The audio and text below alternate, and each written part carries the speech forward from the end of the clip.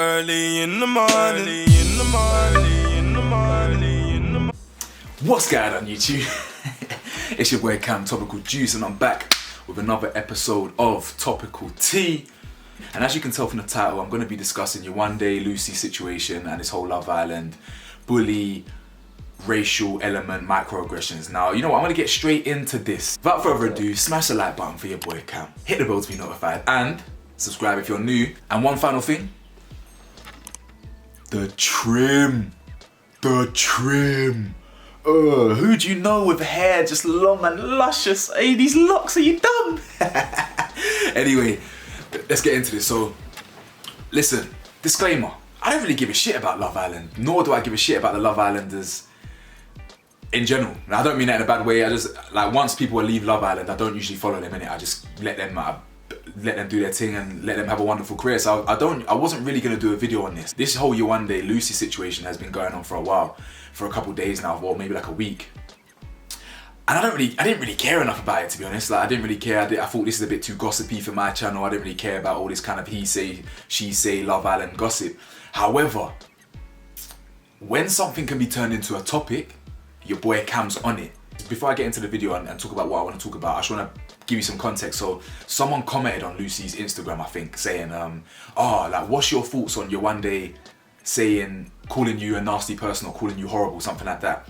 Lucie then replies saying, Yewande always bullied me. I'm not surprised.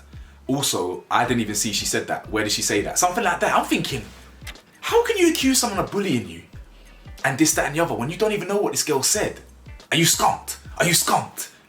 You know, it's not really making sense, is it? Lucie's come out and said what she said. And as a reaction to what Lucie said, Yewande came on Twitter and highlighted something very, very significant. You need to focus on this one. This is microaggressions. Very, very real microaggressions. I did a video on microaggressions. I've done a video on microaggressions. I'm going to link it in the description below. Please watch that video. Please watch that video. Yewande then tweeted something along the lines of, bully, like, I did not, how can you call me a bully? You refused to call me by my name. So she basically, I can't remember what the exact tweet was, I'll put it on the screen right now, but it was along the lines of, you refused to call me by my name the first time I met you. You asked me, oh, can I call you Y? As in the letter Y, rather than Yewande. Can I call you the letter Y? Because your name's too hard to pronounce, basically. Amy came to defend Yewande, Amber, the winner, came to defend Yewande, and everyone was basically on to Lucie, right? So well done, you're all caught up on this drama. But the reason why I'm doing a video on this today, is because this is very important. It's very important for people to understand, what's wrong with what Lucie did. So, statement from Yewande. I think one of the earliest memories of racialized renaming was when I was exploring different secondary schools. One of the schools I was interested in, which I didn't end up going to, asked me for my full name, which is Yewande Elizabeth Bayala, or Biala. I think it's Biala. Either way, I'm struggling to pronounce it, but at least I'm trying, fam. I ain't gonna be like, yo, can I call you B? Anyway, after having difficulties pronouncing my name, she went forward and asked if we could just put it down as Elizabeth Biala, as it would be easier for everyone. In that moment, all I heard was that I didn't matter and I was an inconvenience. That is exactly what how microaggressions make you feel. Imagine like someone, the name Elizabeth, for example, or Emily, and we're sitting here thinking, that's a bit Emily, Emma. Can I just call you E? Can I just call you M? Nah, bruv, you can call me Emily. Like, the hell. Anyway, from that day, I made it my mission to make sure people knew my name was important. After all, that was my identity. Names are prominent identifiers that can often tell the story of one's ethnicity and cultural background. My name means mother coming back, and I love it. That's often the names with Nigerian names, other different ethnic backgrounds. The name usually means something. You understand? It's not just Tom, Dick or Harry, and it doesn't have no meaning. There's meaning behind it. This is what a lot of white people who are guilty of these microaggressions don't understand. There's identity behind the name. There's history there. There is a tendency for white European names and whiteness in general to be perceived as normative, whereas racial minorities with names of religious and ethnic origins may be seen as an inconvenience. Exactly, you're 100% right, Yewande. Or why? Nah, I respect it, Yewande. Examples of name-based microaggressions include giving unwanted nicknames. As I became older and developed my multicultural competence, I decided to stop trying to make others comfortable at my own expense. That's right there! Hey, what is it that people do on YouTube? This clip thing. That's clipping. The clicking. Now, you know what? Yeah, I'll nudge you for that one. That right there, what did I say in my video about the N-word? I said the same thing on camera. Yeah, I nullify and numb my own emotions. Like, because when it comes to this race stuff, yeah, I really want to get worked up. And I've got every right to. But I purposely try to submit and suppress my own emotions, my natural emotions, on how it makes others feel. When really it's the others that should be paying attention to how I feel or how Yewande feels and XYZ. You understand? So it's important to recognize that asking for a nickname can feel invalidating. Yep. It makes you feel like an inconvenience. Also, ascribing a nickname to a person or participating in racialized renaming can be distressing. Yep. You as an oppressor have stripped me of my identity. You've taken my power in choosing how I want to be addressed. Now, some people who don't understand that, yeah, some people who are ignorant might be like, oh, come on, she's just a nickname. It's just a name. I'm just sure. Rah, rah, rah. It's not. And this is a prime example of when I tell people, don't talk, listen. If you feel to challenge back, you don't get it. If you feel to kind of argue, you don't get it. This isn't me saying you can't have an opinion, which is what some people were saying in my last video. Oh, what's you telling me I can't have an opinion on the N-word means you're racist?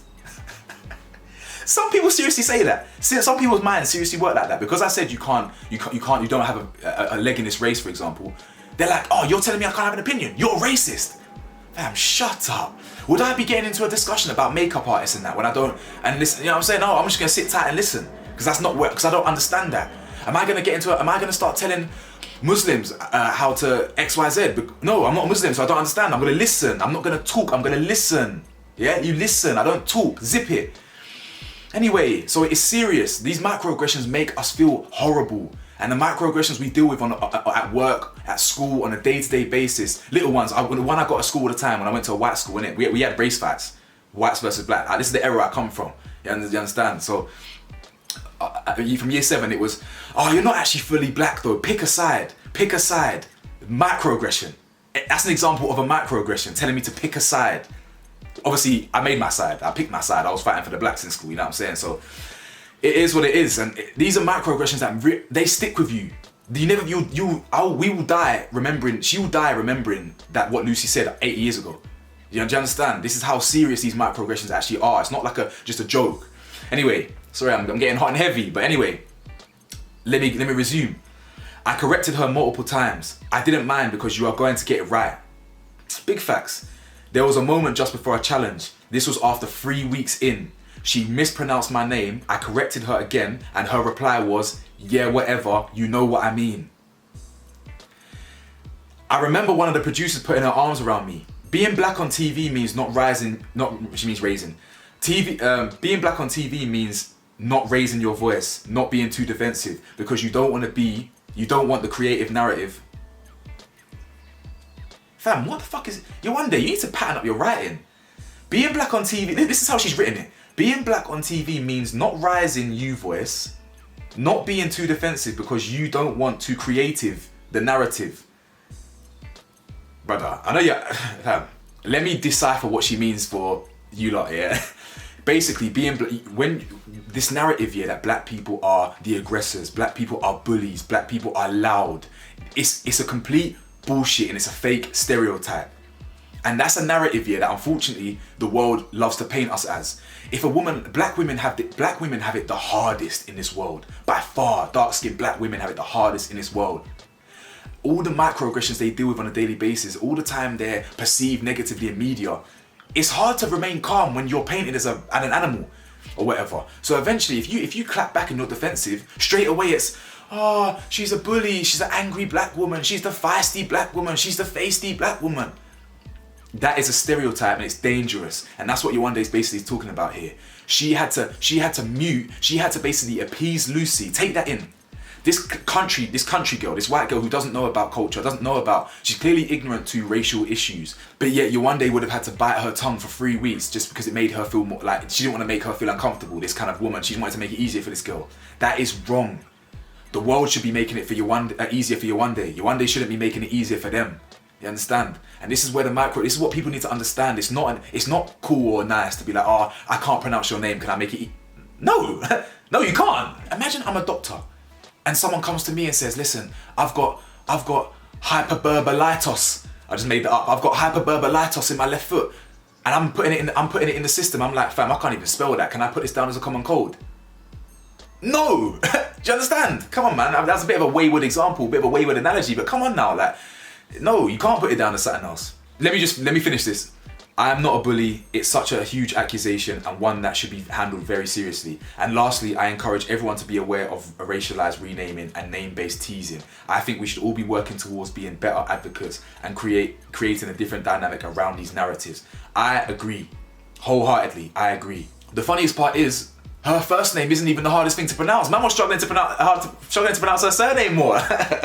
Yewande is easy. From when you're saying Daenerys Targaryen, and all these random ass names from Game of Thrones and all this, that. You're telling me you can't pronounce Yewande?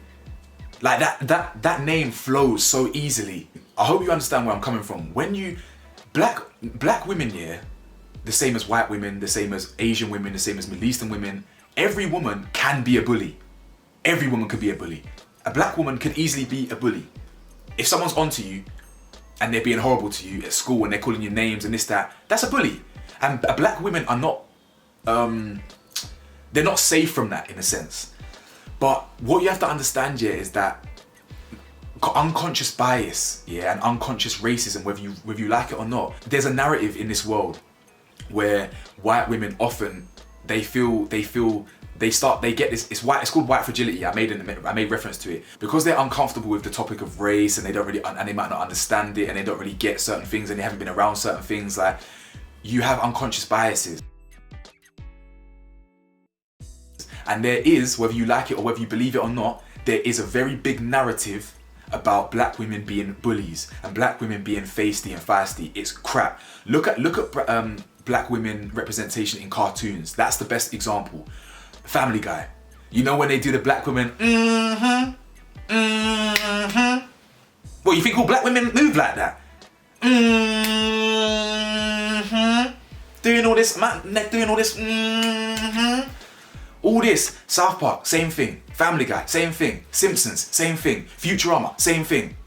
That's not fact. That's a stereotype and a false narrative that's taken a life of its own, which is then further reinforced by those cartoons, by the media, by these films, by the songs, do you understand? Every race is beautiful. Every human is beautiful in their own way.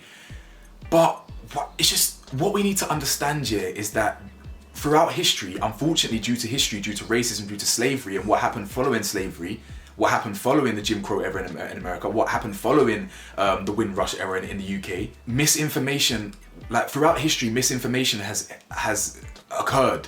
You know, for example, Jesus was not white. All those pictures of Jesus that you see hanging in crosses in the church that I went to as a kid, that I grew up seeing in Bibles, he wasn't white. He would have been more olive-skinned, he would have been more tanned. That is a prime example of distorted history. When the Romans came in around whatever it was, about 1,000 years ago or so, they warped history. So they changed Jesus to white to look it to be more in their image. And this is what I'm saying. So where history is distorted, like we need to unlearn a lot of the things we've learned. We need to unlearn the unconscious biases. I'm gonna do a video soon. Let me end it here. I'm gonna do a video on something very, very soon, yeah, about how white people view black people, the wrong stereotypes. There's something called big black man syndrome. And before I end, what it is, yeah, I'm just gonna give you a brief synopsis. Big black man syndrome it's real, by the way. It's real. It's documentaries on it. It's real. Yeah. It is the perception from white police officers that black men seem to have superhuman strength. That when you're big and black, you just seem to be more dangerous. This is a real mentality. Real mentality. It's a microaggression. It's very real. Yeah. That's why when a black man gets arrested in America and the UK, the documentaries in the UK, by the way, there's 10 police officers to one black man because they think they can't handle this one black man. The same thing applies with women in hospital. Why do we complain that black women die more in hospitals? Why do we complain that racism infiltrates the healthcare system? Because it does. We're not crying wolf here. It does.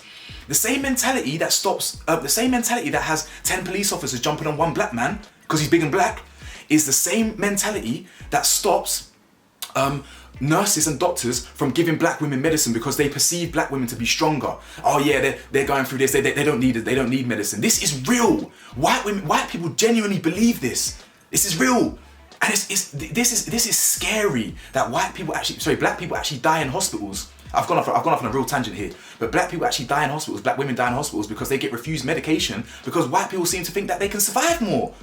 This is complete fake news. We are human beings too. We are human beings too. We die, we bleed, we walk, we breathe, we talk the same. This is all part of the unconscious weird racism that exists in the mentality of white people that they don't even know about. You know, back in the day where a man would be walking and people would just cross the road. And that doesn't really happen that much anymore. I could be hooded up right now and an old white lady, 90 years old, will say good morning to me. And I'm really happy about how the world's developed like that, I can't lie. And I'm like, rah, yeah, good morning. You know what I'm saying? I'm happy about that. But back in the day, it wasn't that. Back in the day, it was, I'm walking on the road, hood up, trackie on, and the whole road is moving to the other side. Do you understand? These are all unconscious biases, and it all ties round to microaggressions. It all ties round to how white people believe that it's, you know, when you live in a white world, or when you're a minority in a white space, in a white world, unfortunately TV is still heavily white dominated. Unfortunately corporations are still heavily white dominated. When you come into a world that is heavily white, unfortunately you're going to be dealing with these microaggressions. We have to unlearn them. Like, you're going to be subject to these things because it's a lack of knowledge. White people aren't unfortunately going to know about black culture, but they need to be open. White people need to be open to learning about black things and learning about how we experience the world, because it's unfair for Yewande to have to cater to someone because someone can't pronounce her name. I've gone on a big random tangent here, but I ain't planned this video. I saw the video 2 seconds ago. I've jumped in front of the camera and I'm talking. So forgive me if it's not really that cohesive, but I hope you understand where I'm coming from. This is real shit. This is real stuff. When I tell you, if you're not black, please listen and don't talk. It's not me being arrogant. It's not me being cocky. It's not me saying I know it all and this and this. This is the reality. If you do know what it's like, you don't know what it's like being black. So please listen and don't talk. Anyway, big up Yewande, do your thing. Big up Amy and Amber for riding. Lucie, you were always giving me low-key racial vibes, to be honest. You don't really get it, so you need to listen and stop talking. It's not a term of endearment. Shut your mouth and actually start listening to what Yewande's saying. She ain't a bully. You're just crying wolf. You ain't a victim here. You are the oppressor, shall we say? Like, you say you ain't the victim here. You're the one who's done something wrong.